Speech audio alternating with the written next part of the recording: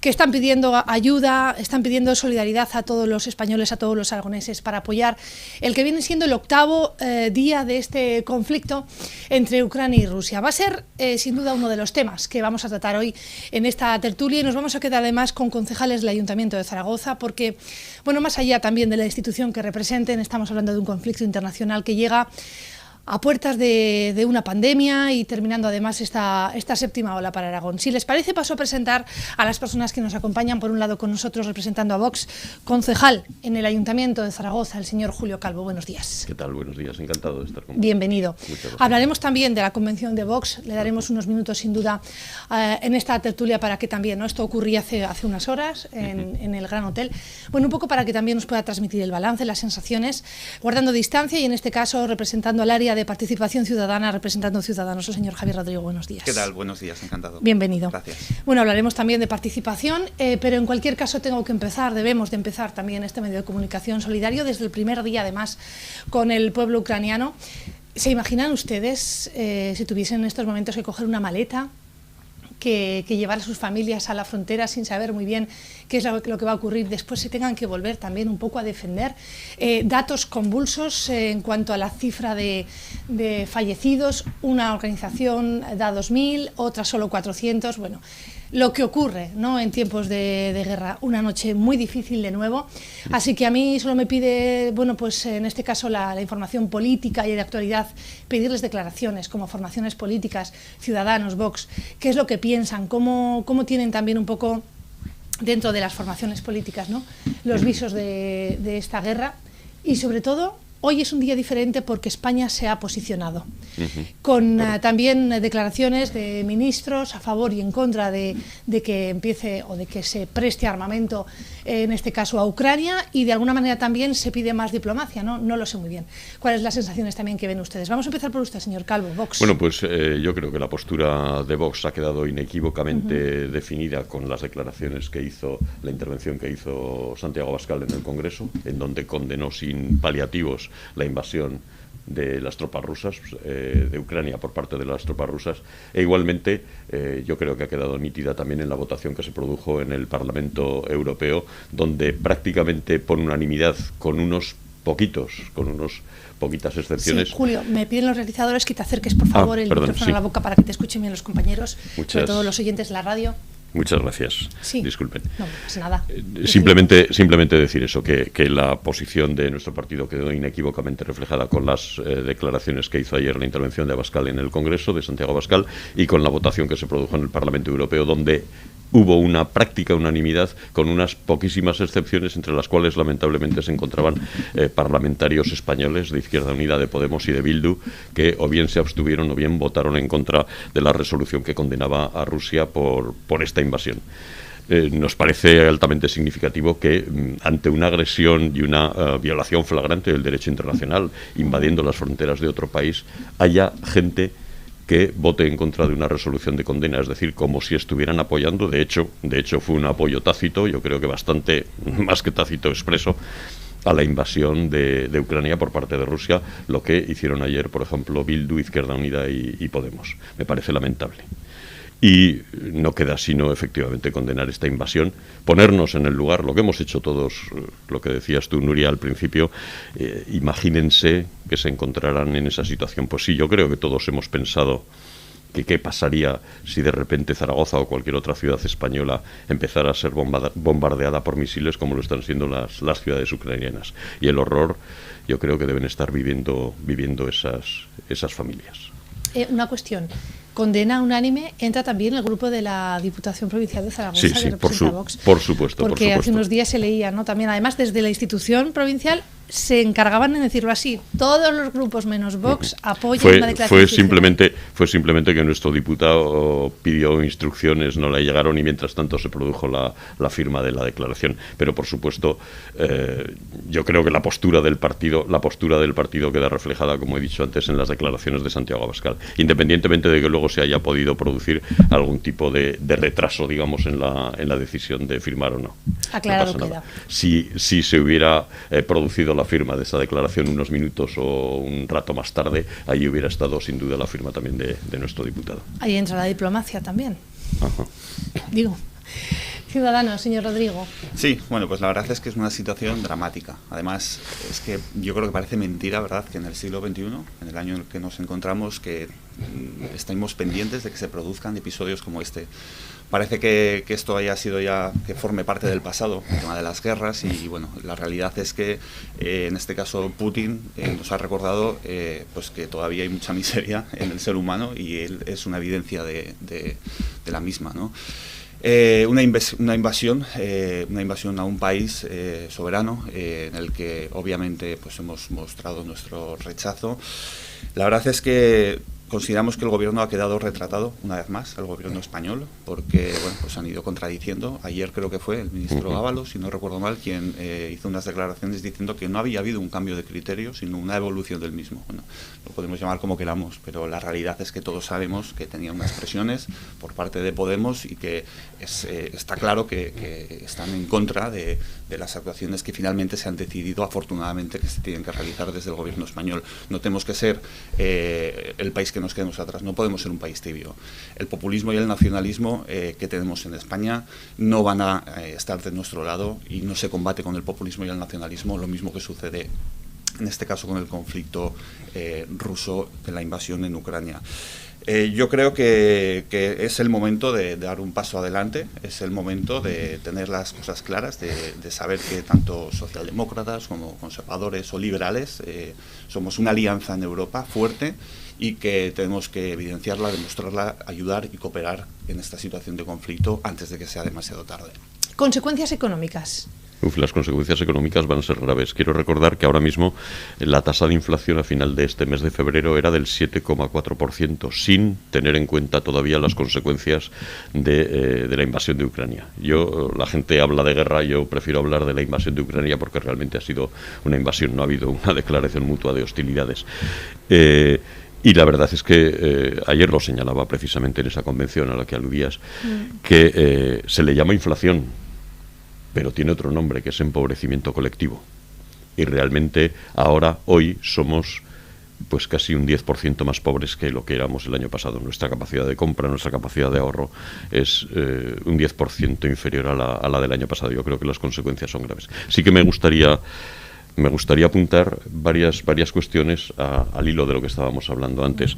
Ayer Bildu, cuando se aprobó, o el presidente del gobierno dijo por fin en el Congreso que ahora sí que el gobierno español iba a aportar armas, a dar armas a Ucrania, el representante de Bildu hizo unas declaraciones que a mí me llenan de estupor por el grado de cinismo que suponen, que dijo que el recurso a las armas no solucionaba nada.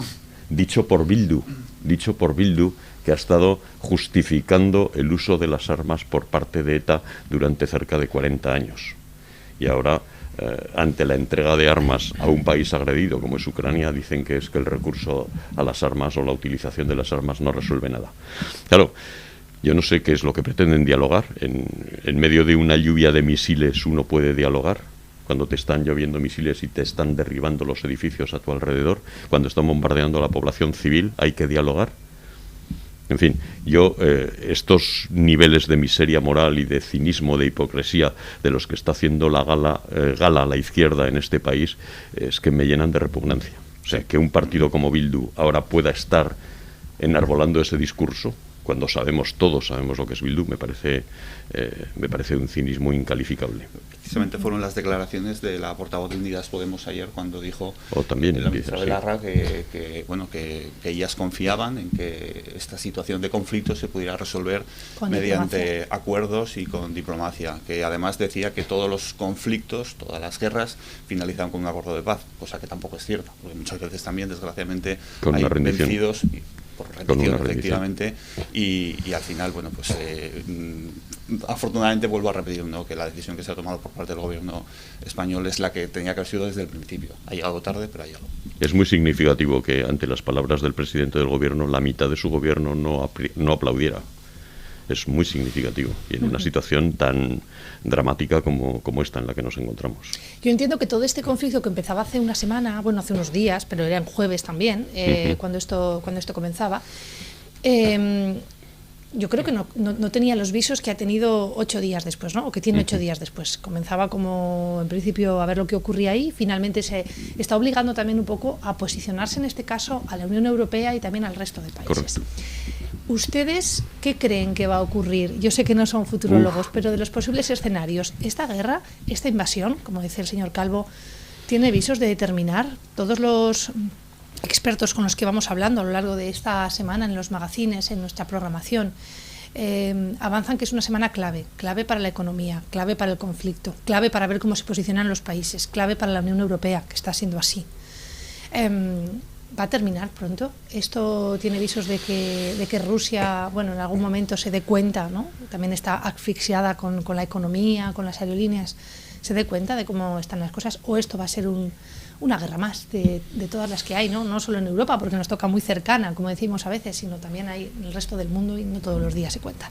Yo la verdad es que no me atrevo a hacer pronósticos. Desde luego ahora mismo la diferencia de fuerzas entre Rusia y Ucrania es abrumadora, lo cual hace pensar que Rusia tiene todas las posibilidades de efectivamente acabar con esta guerra, obligando al gobierno ucraniano a rendirse. Eso va a obligar, lógicamente, a que la Unión Europea adopte unas sanciones económicas que se van a prolongar durante muchísimo tiempo, un aislamiento internacional de Rusia. Y desde luego yo no creo que la economía rusa esté en condiciones de soportar una presión económica como la que le pueden aplicar la Unión Europea, Estados Unidos y los países del bloque occidental. Recordemos que Rusia tiene del orden de 140 millones de habitantes y tiene escasamente un PIB que es escasamente superior al de España, que su esperanza de vida, la esperanza de vida de los rusos es de 62 años para los varones, es decir, 20 y tantos años menos que la esperanza de vida que tenemos aquí en España. Y que su Producto Interior Bruto es apenas una décima parte del de toda la Unión Europea junta. Claro, esa diferencia económica, desde luego, no tiene su traslado luego en el terreno militar. En el terreno militar estamos ante una superpotencia que está gastando buena parte de sus recursos, mientras mantiene a su población en la pobreza, está gastando todos sus recursos o la mayor parte de ellos precisamente en el armamento. El gran temor que tenemos todos es que efectivamente Rusia tiene más de 6.000 ojivas nucleares. Y ese es el gran problema. Y la verdad es que Putin, a pesar de que parece una persona muy fría y calculadora, desde luego no parece muy equilibrada a raíz de las decisiones que ha tomado. Y el terror, el auténtico temor que tenemos todos, yo creo que es ese, el saber que Rusia ahora mismo es dueño de 6.000 ojivas nucleares. Sí, la verdad es que da miedo, ¿verdad? Porque cuando escuchamos informaciones como, por ejemplo, que se están produciendo el desplazamiento de recursos militares a la zona más oriental de Europa, claro, pues te hace pensar que el conflicto está latente y que tampoco sabemos dónde está ese límite en el que puede finalizar o pueda tener visos de poder continuar. Y la verdad es que la conclusión, y es que independientemente de cómo vaya evolucionando, va a tener una grave crisis económica que nos va a afectar. Y lo hablábamos antes de la tertulia, del inicio de la misma, por ejemplo, en la agricultura, el precio de la gasolina, el aumento desproporcionado y bueno, pues al final hace que se ahogue a estas economías que son las que sustentan muchas veces a través pues, de este sector primario, ya no solo aquí en España, sino en la exportación. Entonces todo eso influye y bueno, y ya pues podemos hablar de cualquier otro tipo de sector económico en el que se va a ver implicado y que lo vamos a tener que padecer durante mucho tiempo. Nosotros, bueno, yo personalmente, realmente yo soy pesimista, no me da muy buenas sensaciones todo como está tomando el cáliz, el color de este conflicto. Hay un halo. Un halo negativo y se siente al preguntar también, ¿no? a personas de Ucrania, a ucranianos en Aragón, a ucranianos en España. Hay un halo negativo, pero también dicen que Ucrania ha sido muy difícil de invadir siempre y que tienen la moral muy alta, así nos lo cuentan. Dejando a un lado la economía, dejando a un lado los posibles escenarios de conflicto y todos los miedos, que los tenemos todos, sin duda. Vamos a quedarnos en la ayuda humanitaria y vamos a quedarnos en las acciones del Ayuntamiento de Zaragoza. ¿Por qué? ¿Y por qué lo pregunto? Porque en los últimos presupuestos el recorte a la ayuda humanitaria, a la cooperación, ha sido criticado. Sin embargo, ahora que estamos en una situación de urgencia, el Ayuntamiento de Zaragoza ha sido de los primeros en anunciar que pone a su disposición o a disposición de la comunidad ucraniana un poco todos los recursos que pueda tener. Fíjese, lo ha hecho a la par, casi el Departamento de Acción Social, junto con la consejera de Servicios Sociales, que se telereunía, videoconferencia también, con todos los colectivos para apoyar de alguna manera. Pero ha sido casi a la par. No ha actuado primero el Gobierno de Aragón. Y con esto también pongo el inciso ahí para que ustedes también puedan un poco argumentar. Yo me quería referir precisamente a este tema porque, como es sabido, nosotros hemos sido contrarios siempre a las partidas de cooperación al desarrollo, precisamente, bueno, pues por las razones que he argumentado tantísimas veces. No porque pensemos que no tiene que haber cooperación al desarrollo, sino porque pensamos que debe estar en manos del Gobierno de España y del Ministerio de Asuntos Exteriores. Ahora bien, el Ayuntamiento de Zaragoza tiene unas partidas de cooperación al desarrollo y tiene otra específica que es la de ayuda humanitaria y a los refugiados. Y yo hoy mismo, lo anuncio aquí delante de las cámaras, pero hoy mismo me pensaba dirigir al alcalde para decirle que si es preciso, y seguramente lo será, aumentar la partida de ayuda humanitaria y a los refugiados, esa partida específica, que por nuestra parte no va a tener ningún problema en hacer las modificaciones presupuestarias que sean necesarias para incrementar esa partida, precisamente para poder ayudar a los refugiados que vengan de Ucrania. Ya lo anuncio, lo pensábamos anunciar, o me pensaba poner en contacto con el alcalde hoy para decirle, es más, para instarle a que efectivamente haga una modificación presupuestaria que incremente esa partida, porque va a ser necesario incrementarla y que por nuestra parte, por supuesto, no va a haber ningún problema para que así sea. Me refiero a la partida de ayuda a los refugiados y a las emergencias humanitarias. Sí, claro, en este caso le pueden preguntar, ¿no?, si solo va a ser para Ucrania o también para todo tipo de ayuda humanitaria que pueda necesitar. Vuelvo a decir, estamos en contra de que el ayuntamiento gestione la cooperación al desarrollo, porque creo que no es labor del ayuntamiento estar subvencionando obras en Bangladesh, en Costa de Marfil o donde sea. Y quiero hacer una reflexión también. Estos días pasados, hace muy poquitos días, hemos recibido un informe de intervención, un voluminoso informe de intervención que analiza distintas cuestiones sobre el funcionamiento del ayuntamiento. Y precisamente en el área de cooperación al desarrollo dice textualmente lo mismo que hemos estado sosteniendo nosotros en nuestro discurso en los plenos y comisiones del ayuntamiento. Es decir, que el ayuntamiento no tiene capacidad para controlar el destino final de las subvenciones que concede a terceros países, y que si no tiene esa capacidad de control, pues evidentemente no debería darlas. Pero eso es exactamente lo que hemos venido diciendo, como bien sabe Javier Rodrigo, que lo hemos dicho en numerosas ocasiones en nuestras intervenciones en el ayuntamiento, y el interventor dice exactamente lo mismo. Pues nos vamos a quedar con ese anuncio que hacen nuestros micrófonos, uno de los concejales que representan a la formación de Vox, y que seguro será la fotografía, la imagen, una de las noticias que le dan. Gracias por esa exclusiva. Seguimos contando, ¿no?, de qué manera el ayuntamiento pone también a disposición. Y al hilo de lo que comentaba el señor Calvo, y aún así el ayuntamiento de Zaragoza en este caso está muy por encima, de manera proporcional en cuanto al presupuesto en este tipo de ayudas respecto al Gobierno de Aragón. Correcto, es verdad. En el Ayuntamiento de Zaragoza llevamos desde el viernes pasado hablando entre distintas áreas para ver de qué manera podemos coordinar esta colaboración que se hace absolutamente necesaria. Ayer anunció el consejero, mi compañero Ángel Lorén, que iba a poner a disposición 30.000 euros para que de forma coordinada con el resto de las instituciones se pudiera trabajar. Se ha pedido también que se convoque el Comité Autonómico de Emergencia de manera urgente con la Federación Aragonesa de Solidaridad, con la Diputación Provincial de Zaragoza, Gobierno de Aragón, Ayuntamiento de Zaragoza, y nosotros ya hemos puesto a disposición, a través de la Casa de las Culturas, 6 viviendas sociales que se añaden a las 2 que ya están habitadas por 2 familias ucranianas que pudieron salir del país antes del cierre de los aeropuertos. 6 viviendas más que se van a poder tramitar a través del Ayuntamiento de Zaragoza, y sobre todo la labor solidaria, que además en esta ciudad nadie nos tiene que enseñar en cuanto a solidaridad.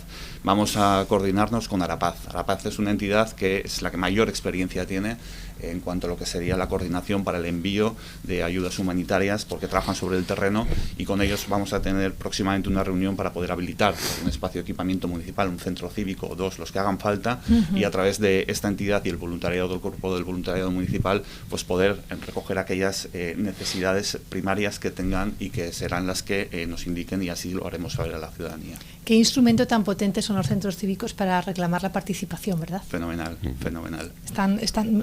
Quiero quiero decir, muchas veces cuando hablamos, sobre todo con usted, por el área que también dirige, pero hablamos a lo mejor pues de llegar al público o de acciones en materia de cultura o de acciones solidarias, al final son los centros cívicos los que llegan a cada barrio. Sí, es un cada referente municipio. para los ciudadanos y al final, bueno, pues tenemos ahí un contenedor de servicios que hace que de manera transversal lleguemos a todo, afortunadamente.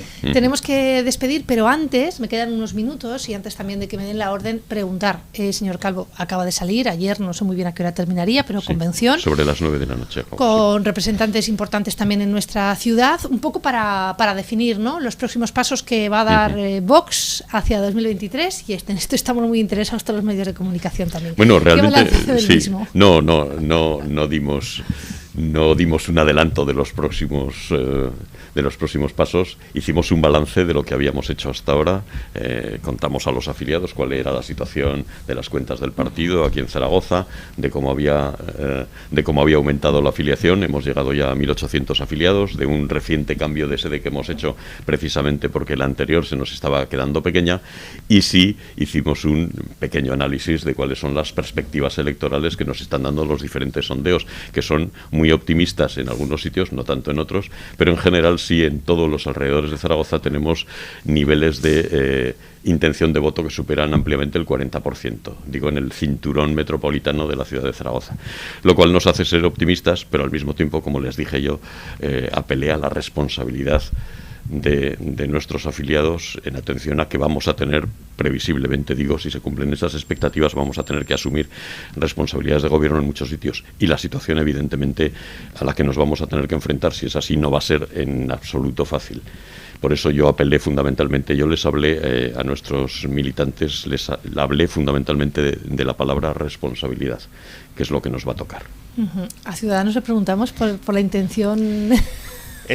Bueno, o de momento todavía no toca, ¿no? Le voy a confesar un pequeño chascarrillo, que antes de Venga. iniciar la tertulia he tenido oportunidad de estar un rato con mi compañero de corporación, Julio Calvo, y yo sé que por mucho que le guste el verde, lo está viendo de color de rosa en este momento. Es una evidencia, pero yo le invito a la prudencia. Ya lo hice además hace no muchas semanas en una tertulia, porque bueno, está crecida, este aumento desmesurado y desproporcionado en cuanto a afiliados y simpatizantes, bueno, pues por alguna experiencia, no sé si es lo más recomendable. Sí.